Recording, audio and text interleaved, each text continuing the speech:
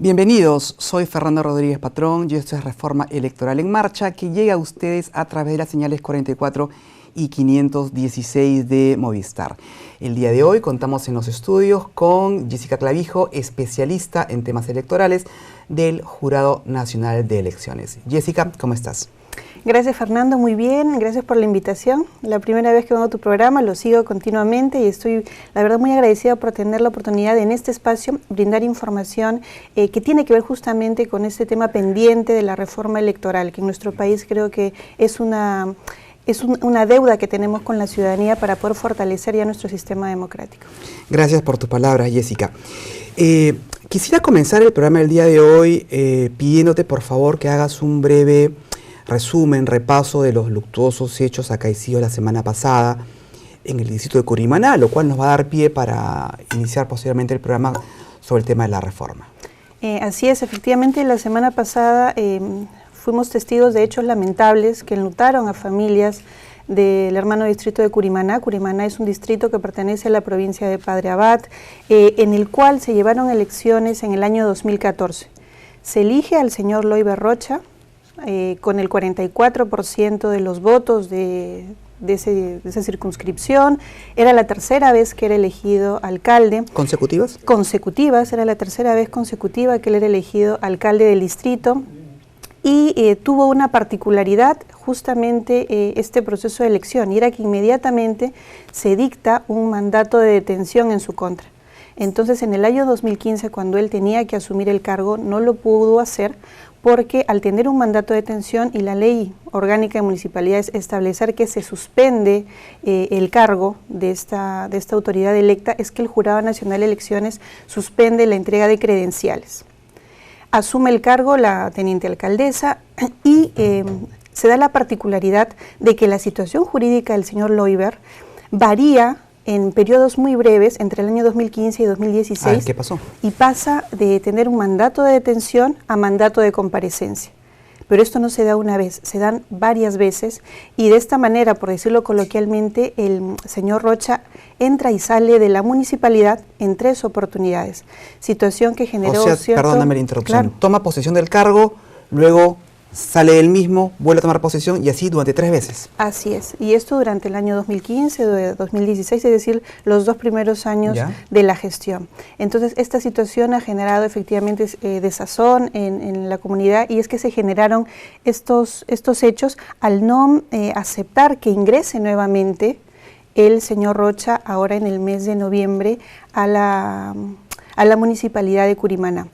Hay algo que debemos tener presente, y es que nuestra normativa actual establece que no hay ningún impedimento para que sea candidato una persona que tiene antecedentes penales o que tiene incluso procesos en marcha, aunque la afectada sea coincidentemente aquella municipalidad o gobierno regional al cual se está postulando. Entonces, estas situaciones han generado de que una persona que tenía un proceso en marcha ante una situación o condición latente, porque era evidente que en algún momento se podía generar esta situación del mandato de detención, lo cual ocurrió, se diera en el caso del señor Rocha. Una pregunta, claro. ¿Y estos hechos delictivos se dieron cuando él estaba ejerciendo el cargo, evidentemente? Así es. ¿Y el afectado era la municipalidad? Era la municipalidad, porque tenían que ver con delitos contra la administración pública, con algunas compras que se habrían hecho, contratos que se habrían realizado, y es más, ese proceso sigue en marcha, porque hoy por hoy el señor tiene mandato de comparecencia, pero el proceso sigue en investigación. Y hay también una participación, entiendo yo, de la Contraloría General de la República que está haciendo las investigaciones del caso. Pero lo cierto es que nuestra normativa permite, en todo caso, si nos permite ser candidatos, nos permite ser autoridades, por supuesto, así claro. tenga es de las consecuencias. Voy a ser candidato, no me vas a dejar ejercer el puesto. No tendría sentido. Entonces, esto nos da pie, Jessica, para entrar de lleno ya en lo que es la reforma. El jurado, a través de sus voceros, a través de la alta dirección, ha propuesto reiteradas veces que aquellas personas que tienen antecedentes, como lo que tú estás mencionando, no deberían ser ni siquiera candidatos. ¿Qué opinión tienes al respecto?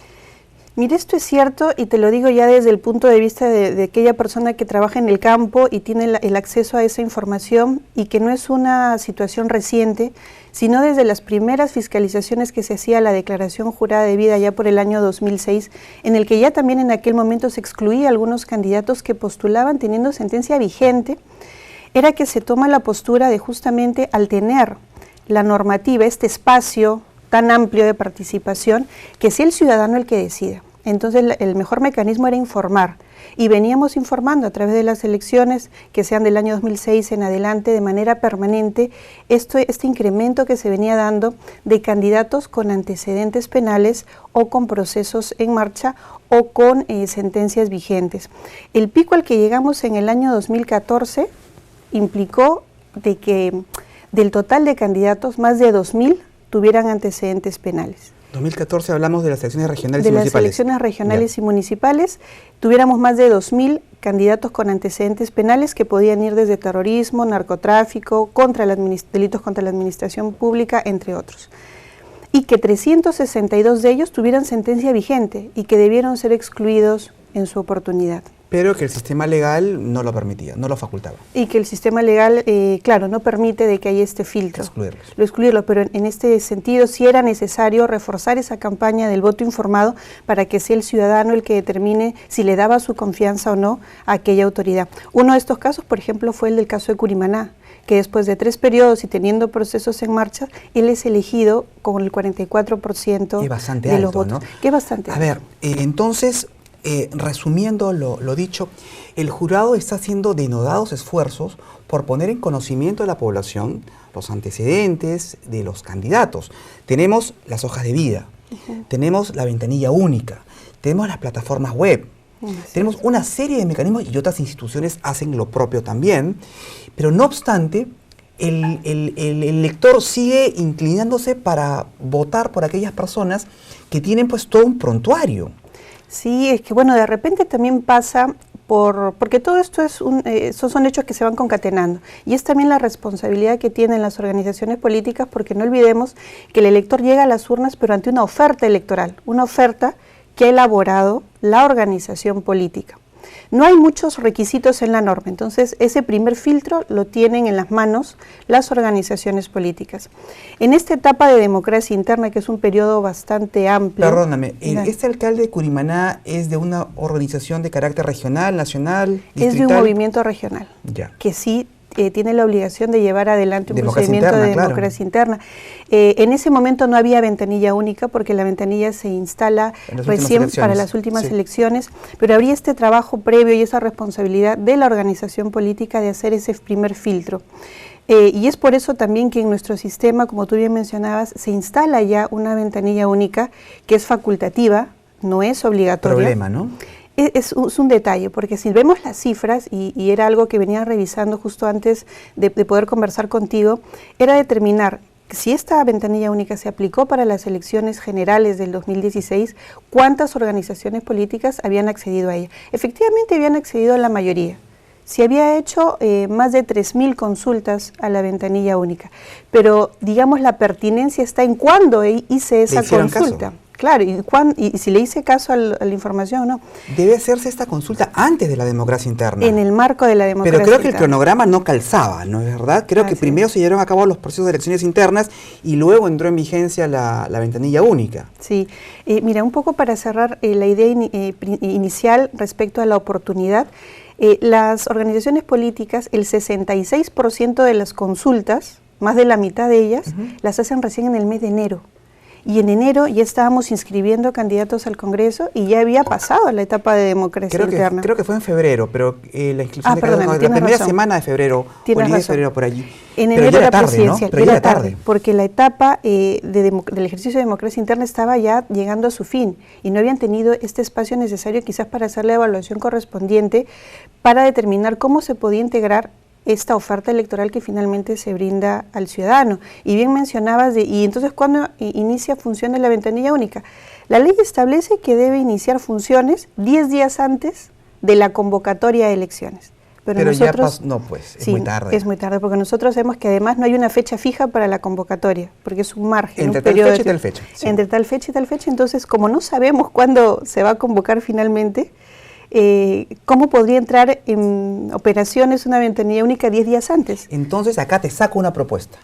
La primera propuesta de reforma electoral sería que la ventanilla única sea permanente. O sea, permanente. O que se amplíe su vigencia. Así es, que tenga una fecha de inicio que esté vinculada con el inicio del ejercicio de la democracia interna. Por ejemplo. Te diría yo que tendríamos que hacer un análisis de cómo tendría que darse el cronograma, porque parece mentira una etapa tan importante como la democracia interna inicia antes de que se convoque elecciones. Por ejemplo, en las elecciones generales, democracia interna iniciaba en el mes de octubre y se convocaba elecciones mucho después. Entonces, en principio, tendríamos que hacer un replanteamiento del cronograma electoral y que todas las actividades estén dentro de este cronograma. Entonces, primero se debe dar la convocatoria, después iniciarse la etapa de democracia interna y que la ventanilla única se inserte justamente en este momento oportuno. Si no, no sirve de mucho. Entonces, tenemos aquí ya el primer aporte de parte tuya en lo que se refiere a la reforma. Ampliar la vigencia de la ventanilla única. Creo que todos vamos a estar de acuerdo con eso. Así es. Ok, pero vamos un poquito más allá. Hablamos muy brevemente acerca de la posibilidad de que aquellas personas que tienen sentencias o condenas puedan postular. Algo ahí tiene que cambiar. Algo tenemos que hacer. ¿Qué se ha propuesto o qué propones? Bueno, era necesario entonces, habiendo hecho ese trabajo de fiscalización, de análisis, de ese trabajo importante del voto informado, de, como tú bien dices, establecer mecanismos que inviten al ciudadano a conocer a sus candidatos. No podíamos estar ajenos a la realidad. Y era que nosotros tenemos una normativa que establece requisitos mínimos para postular a un cargo. Tú y yo que trabajamos algún tiempo en el organismo electoral, seguramente a ti te ha pasado también que tenemos amistades que nos dicen más requisitos se le pide a una persona para ingresar a un puesto de trabajo que para ser candidato. Porque efectivamente es ser peruano, tener 18 años, tener el DNI. Como decimos en la universidad, tienes que respirar. Basta que tengas pulso y respires y ya puedes ser candidato. Sí, son los requisitos mínimos. Entonces no podíamos encontrarnos nosotros de espaldas a la realidad y era necesario establecer, si tenemos que resolver algún problema que se está generando en la práctica, pues la propuesta podría ser incrementar o elevar o aumentar los requisitos para ser candidatos. O puede ser un poco elitista o podría excluir a determinados grupos. Por ejemplo, en algún momento alguien planteó por allí la cuota de profesionales, que el 80-70% de los candidatos tengan título profesional universitario, lo cual no garantiza nada. Quiero que eso es elitista porque estás excluyendo esto a la gran mayoría de la población. O generando un segmento probablemente. Pero entre elevar los requisitos debería estar el tema después de tener no tener un prontuario policial o judicial. Así es. ¿Qué te parece si de eso hablamos en la segunda parte? Correcto. Amigos, tenemos que hacer un corte. Ya venimos con Reforma Electoral en Marcha con la doctora Jessica Clavijo aquí en JN Televisión.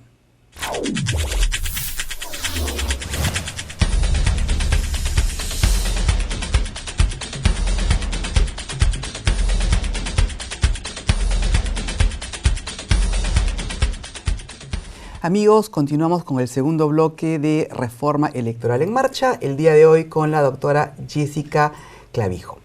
Jessica, nos quedamos al terminar el primer bloque hablando de los impedimentos para postular. ¿Qué te parece este tema? Te voy a proponer una idea. Aquellas personas que tengan sentencias firmes, que hayan tenido y cumplido condenas, y podemos agregarle algunos supuestos más si lo quieres, no deberían ser candidatos. Esto como idea general. ¿Qué te parece? Mira, como idea general incluso tiene armonía con lo que nuestro sistema normativo establece para la realidad de aquella persona que quiere ingresar al Poder Judicial, que quiere ingresar al CNM, que quiere ingresar a la carrera del notariado, incluso para desarrollar actividades del magisterio, de ser docente, porque una persona que tiene antecedentes penales, incluso, es decir, no vigentes, sino antecedentes penales, no puede ser un juez que dicta imparte justicia. Claro. No puede ser parte del CNM que justamente evalúa, ratifica a los jueces. Aquella persona que da fe en el marco de nuestra sociedad, que son los notarios, no pueden tener antecedentes penales, y aquella persona que tiene trato directo con nuestros niños, con nuestros jóvenes que están en las aulas, no puede tener antecedentes de terrorismo, por ejemplo. ¿Los que dirigen una ciudad o están en el Parlamento sí pueden? Esa es una buena pregunta. Entonces, en ese contexto podríamos barajar varias opciones. Una que, por ejemplo, tenga que ver con que aquella persona que no tiene antecedentes, que tiene antecedentes penales, no pueda postular, que esto sea un impedimento para la postulación. Pero, claro, esto podría colisionar con esta política penitenciaria de rehabilitación y resocialización que tiene nuestro país. Discúlpeme, pero esa rehabilitación funcionaría también para el notariado, para el CNM, para el Poder Judicial, ¿y por qué ahí no funciona? A eso quería llegar. Entonces, si nosotros planteamos una reforma electoral, no tendríamos que ceñirnos solo al ámbito electoral, sino esto debe tener armonía con la normativa nacional. Entonces, podríamos hacer también algunos ajustes, aspectos como el referido o contenido en nuestro Código Penal. Otra propuesta podría estar orientada a algo que ya tenemos actualmente, que es una suspensión temporal de derechos. Y te comento lo siguiente. Nuestro Código Procesal Penal contempla la posibilidad de que se suspendan ciertos derechos a aquellas personas que tienen mandato de detención en el marco de determinados procesos, como por ejemplo que se te suspenda el ejercicio de la patria potestad, cuando el bien jurídico protegido probablemente sea el bienestar de un menor, que se te suspenda la posibilidad de ejercer determinado trabajo, empleo u oficio, teniendo en cuenta cuál es el bien jurídico protegido, y eso seguramente obedecerá a la naturaleza del proceso en marcha. Entonces, en el año 2015, en el mes de marzo, el Jurado Nacional de Elecciones presenta un proyecto que establece lo siguiente: que se suspenda el ejercicio del derecho de sufragio pasivo, es decir, la posibilidad de ser elegido, para aquellas personas que tienen mandato de detención, pero no en cualquier proceso penal, sino en determinados procesos. ¿Qué serían? Que serían aquellos contra la administración pública, lesa humanidad, terrorismo. Narcotráfico. Entonces, esta posibilidad implica que aquella persona que tiene, y además que cumple con ciertos requisitos, en principio tiene elementos probatorios suficientes como para que se pueda determinar la culpabilidad, que su pena probable a imponer sea mayor a 4 años, que hay elementos que pueden hacer o que lleven al juez a pensar de que puede eludir la justicia o que pueda tener posibilidad de fuga. Entonces hay elementos y condiciones que hacen que a la persona no se le impida de por vida ser candidato, pero en este periodo, así como se impiden otros derechos, también se suspenda la posibilidad de ser elegido. Y esto que, mira, se da en el mes de marzo del 2015, nos encontramos finalizando el año 2016, nos trae a colación este caso que comentábamos al inicio exacto del programa, en el cual había una persona que tenía mandato de detención y que eventualmente no pudo o no hubiera podido ser candidato probablemente en su oportunidad. Otro proyecto que se presentó también, y esto se da ya más bien en el mes de agosto, también del año pasado, 2015. Del 2015, todos estos proyectos. Primer proyecto, marzo 2015, de la suspensión. De la suspensión temporal. Y luego uno en agosto del 2015, sobre impedimentos de ser candidato para aquella persona que ya no esté con mandato de detención, sino que tenga sentencia con pena privativa de libertad por un delito doloso en segunda instancia. Entonces, aquella persona que tenía una sentencia en segunda instancia no podía postular a un cargo de elección popular. Todos estos planteamientos yo entiendo que no pueden tener algún tipo de cuestionamiento, y yo creo que eso es lo saludable. Lo ideal es llegar a tener una propuesta fortalecida que obviamente tendría que darse en el Congreso de la República, pero estos son aquellos primeros pasos que nos hacen despertar y analizar de que no solamente tenemos que ver el tema de financiamiento, de democracia interna, del cronograma electoral. Hay otros temas también importantes. Y que además tienen que ir de la mano con otras normas, con el Código Penal, por ejemplo. Había incluso una propuesta también que se presenta en el mes de agosto que tenía que ver con la declaración jurada de vida. Y era que en el ánimo de transparentar la información, el candidato informe sobre sus procesos en marcha al ciudadano. Eso también iba de la mano entonces de repente con la ley de datos personales. Déjame adivinar, ese tercer proyecto tampoco ha prosperado. Tampoco ha prosperado. O sea, por resumirlo, por decirlo de una manera muy sencilla, el jurado ha puesto los puntos sobre las íes. El jurado ha dicho, señores, ojo, que estas mejoras son necesarias, no las implementaron y mira lo que está pasando ahora. Así es, no podemos estar de espaldas a la realidad. O sea, las normas deben procurar solucionar la problemática actual o de repente aminorar el riesgo de situaciones como las que estamos viviendo hoy en día.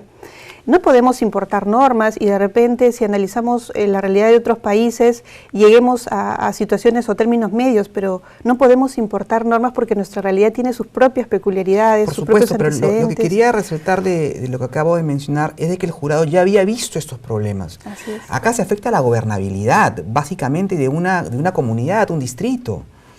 Y el jurado lo había dicho desde el año pasado, tú lo estás mencionando, en marzo y 2 proyectos más en el mes de agosto. Señores, esto puede ocurrir, esta es una medida que evitaría situaciones como esta. Y sin embargo, no ha pasado nada todavía. Así es, y es más, en algún momento y analizando el tema, alguien podría decir, pero bueno, el derecho a la participación es un derecho constitucional y hay que resguardarlo, pero claro, todos los derechos constitucionales no son absolutos, pero tienen un marco normativo al cual sujetarse a lo que dice la ley. Deberían que estar sujetos a lo que establece la ley. Por ejemplo, si el bien jurídico protegido es el de un menor y te suspenden la patria potestad, obviamente es sensible el hecho de que no te permitan, por ejemplo, tomar decisiones en relación a tus propios hijos. Este proyecto que tiene que ver con la suspensión implica que aquella persona que tiene mandato de detención por estos delitos que he mencionado que son graves y afectan directamente a la población, permitan que esta persona que va a tomar decisiones sobre toda una comunidad, que tiene a su cargo recursos, que ya los destinos de esta población, pues tenga ciertos parámetros para establecerse si postula o no a un cargo. Y lo mismo para aquellas personas que puedan tener ya sentencias en segunda instancia, ¿no? Yo creo que todos nuestros televidentes están de acuerdo con lo que has mencionado, con lo que has dicho. Lo que nos cuesta todavía es trasladar esta idea, concretarla en una ley. Y esto no ha pasado, lamentablemente. Bueno, ¿tenemos otros supuestos de impedimentos que podrían ser parte de la reforma? Bueno, aquellos que mencionaste con el tema de educación y tal y cual no son propuestas planteadas por el Jurado Nacional de Elecciones, porque nosotros hemos abordado básicamente aquel tema sensible, porque si bien es cierto con la fiscalización se analizan otros aspectos como por ejemplo en base a la información que nos brinda la hoy SUNEDU, antes la ANR, temas relacionados a la formación que tiene una persona, a los antecedentes laborales. Creo que esos no eran temas sensibles o que impactaban directamente a la población, porque como mencionaste al inicio del programa, un título, un grado, no te asegura mucho, ¿no? ni te garantiza un proceder idóneo, adecuado en el guiar los destinos de una comunidad. Pero sin embargo, aquel impacto que sí tú has tenido vulnerando a la sociedad, porque has cometido algunos ilícitos, es información que sí debe ser tomada en cuenta, por lo menos para que la población en un primer momento se informe y decida.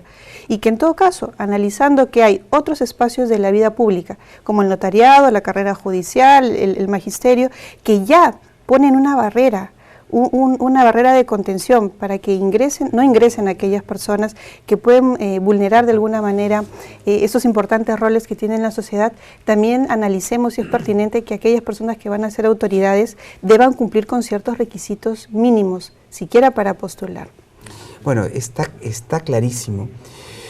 Vamos a ver si es que la comisión que está tratando el tema de reforma en el Congreso nos escucha, esto hace eco a lo que estamos señalando e incorpora pues estos impedimentos. Resumiendo, aquellas personas que tienen sentencias condenatorias, procesos vigentes, no deberían ser candidatos. O mandato de detención para que se suspenda, ¿no? Muy bien. Entonces, hemos visto algunos supuestos, nos has relatado el caso de Curimaná, que lamentablemente ha enlutado a esa región, ese distrito la semana pasada, los proyectos que ha enviado el jurado y que no han lamentablemente visto buen puerto, no se han cristalizado en leyes. Estamos hablando de los impedimentos.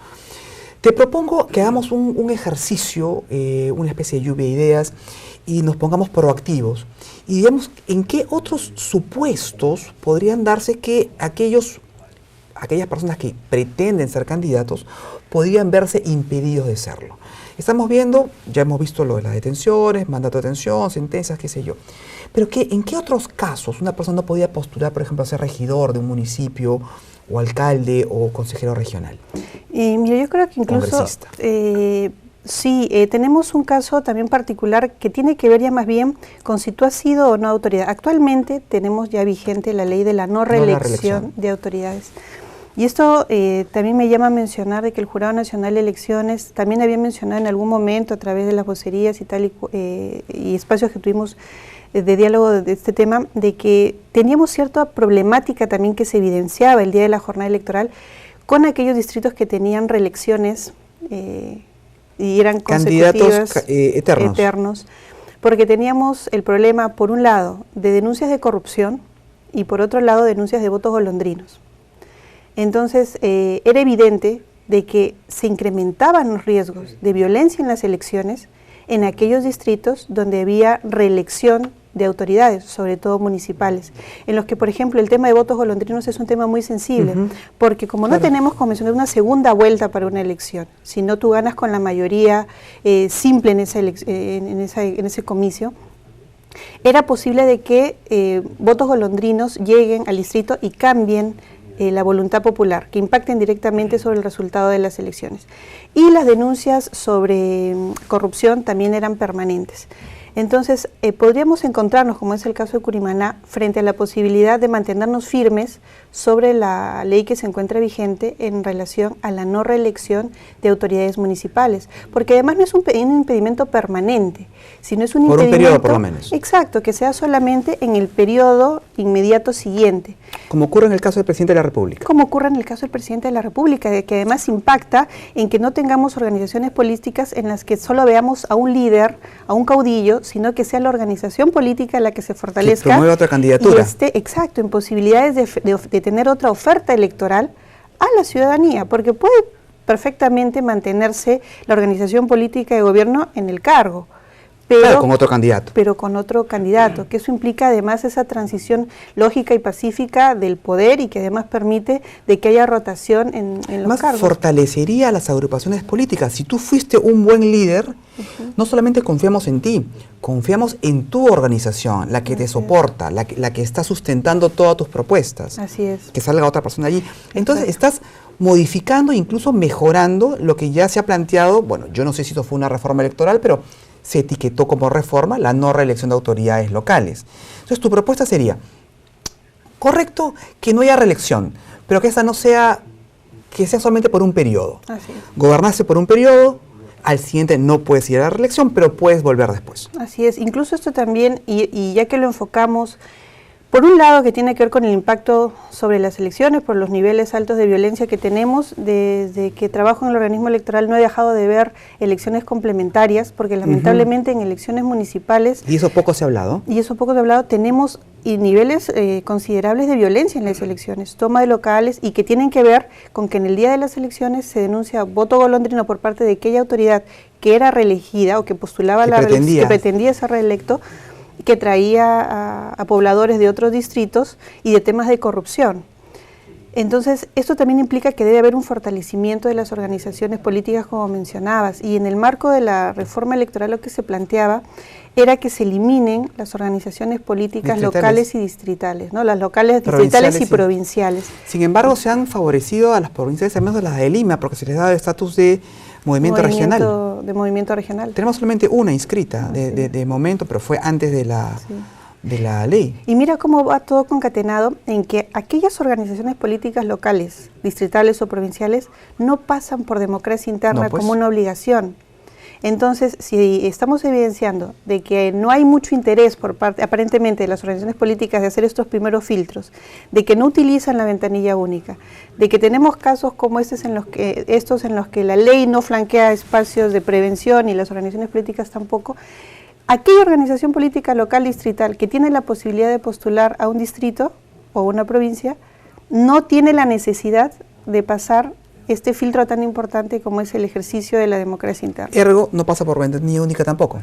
Por supuesto, tampoco tiene la obligación de pasar por la ventanilla única. Entonces, además de poder hacerse una elección que no corresponda a ejercicios democráticos como el de un militante un voto o prácticas mínimamente democráticas al interior de la organización política, tampoco pasa por este filtro que asegure la idoneidad de esa oferta electoral que se le da finalmente al ciudadano. Mira, eso es lo bonito de este programa. Estaba pautado para que conversemos acerca de los impedimentos de candidatura, pero el diálogo, la discusión nos está derivando por el tema de las organizaciones políticas de alcance local y provincial, y estás haciendo una propuesta o haciendo eco de alguna que ya se ha presentado por allí, de eliminarlas. Te propongo que en los minutos que nos quedan de programa nos enfoquemos en ese tema porque me parece bastante relevante. Tu opinión sería, de acuerdo con lo que acabas de mencionar, eliminar a las organizaciones provinciales y distritales. Sí. ¿Tú estarías de acuerdo con esto? Sí, y fortalecer y tener partidos políticos nacionales y regionales, y te comento lo siguiente. Pero dime, claro, antes, ¿por qué abundan las organizaciones provinciales y distritales? ¿Por qué no se los subsume, las agrupa un partido político? Bueno, sería lo ideal, porque además probablemente pase por los requisitos de inscripción. Muy fáciles. Además, muy fáciles. Además, ellos tienen vigencia solo para un proceso electoral. Y dicho sea de paso, culmina el proceso electoral, desaparecen, pero... Por ejemplo, la Oficina Nacional de Procesos Electorales verifica financiamiento partidario y si tuvieran o encontraran alguna, digamos, información, que no calza y si tuviera que imponer alguna sanción, ya no hay una organización política que exista como para poder imponerla o determinar a los responsables finalmente. Entonces, ¿por qué la conversación nos lleva a determinar varios flancos? Porque todo va concatenado. Así es. Candidatos tiene que ver con organizaciones políticas, con nuestra ley, con los partidos, con cómo se establecen, con cómo está el cronograma electoral, con cuál es la pertinencia de la ventanilla única en su uso, cuál es el momento adecuado, cuándo tiene que empezar a funcionar, debe ser obligatoria o no para las organizaciones políticas. Cuando estaba revisando algunos aspectos sobre la presentación de listas entre el año 2002 y 2014 en elecciones regionales y municipales. Ya, son 3, ¿no? 2, 6, 10... Cuatro, sí, 2, 6, 10, 14. Veía que en el caso de los partidos políticos, la cantidad de listas que se iban presentando fue disminuyendo. Partidos políticos por el año 2002 presentaban alrededor de 7.000 listas o 8.000 listas a nivel nacional, pero iba bajando como a 5.000 hacia el año 2014. Sin embargo, en el caso de los movimientos regionales, que por el 2002 presentaban 1.000 y tantos partidos, inversamente proporcional, iban como en 8.000, en el 2017 era inversamente proporcional, aumentaban como en 400%. Eso implica que si hay oferta, es porque hay demanda. Sin embargo, las organizaciones políticas locales distritales, por su propia naturaleza, entiendo yo, también están disminuyendo. Si bien es cierto, se inscriben fácilmente, han disminuido de alguna manera porque lo que se está empoderando, de acuerdo a estas cifras, es el nivel de receptividad que tienen en provincia los movimientos regionales. Entonces, esto también ayudaría a empalmar el tema de que entonces retiremos organizaciones políticas locales y distritales, fortalezcamos movimientos regionales como partidos regionales y partidos nacionales, y estos partidos regionales podrían tener la posibilidad de agruparse y formar partidos nacionales, o fusionarse y tener partidos nacionales. La 3414, lejos de encaminarse en esta propuesta de eliminar del mapa político a las organizaciones de carácter provincial y distrital, las está hasta cierto punto favoreciendo. En el caso de Lima Metropolitana las está elevando al rango de movimiento regional. Ahora está permitiendo las alianzas entre las organizaciones locales. Así es. Que antes no existía. Pero bueno, es que creo que la 3414 es una norma que se da entiendo yo, los esfuerzos de ir haciendo algunos cambios en la normativa, pero no vamos a llegar a buen puerto si es que hacemos modificaciones aisladas. El tema y la importancia de esta subcomisión de trabajo, de la Comisión de Constitución para la Reforma Electoral, tiene justamente este gran reto de poder sistematizar toda la normativa y generar un documento acorde a todo el sistema democrático en su conjunto, porque además esto tiene que ver con no solo una reforma electoral, probablemente también una reforma política, ¿no? Entonces, que parte por determinar qué tipo de sistema de partidos vamos a tener. ¿O qué es lo que queremos? O qué es lo que queremos, a dónde queremos llegar. Teniendo ya esa base, también es importante determinar cómo podemos fortalecer también los organismos del sistema electoral, ¿no? Con justicia de primera instancia fortalecida, ¿no? Con jurados electorales permanentes. Entonces, con estas columnas que podrían ser esa base, vamos analizando ya temas relacionados al cronograma, a figuras como la ventanilla, a figuras como la de los impedimentos para ser candidatos. Finalmente llegaremos a cómo llevamos a cabo la jornada electoral, pero debemos tener una base. Pero si hacemos modificaciones parciales, parches. Exacto, que en esta pirámide se van dando como en parches, no estamos dando una base sólida, una base firme, y probablemente no tengamos claro hacia dónde queremos llegar, ¿no? Así es, no se está dando lo que este programa se denomina reforma electoral. Jessica, Quedo muy agradecido por tu participación. Te comprometo para un nuevo programa. El programa del día de hoy ha sido bastante enriquecedor. Han habido bastantes propuestas de parte tuya. Agradezco tu participación. Gracias, Fernando. Amigos, no se olviden de seguirnos, por favor, a través de redes sociales, la página web del jurado, www.jne.gov.p, y en nuestra página de YouTube, canal JN TV. Por mi parte, será hasta un próximo programa. Muchas gracias.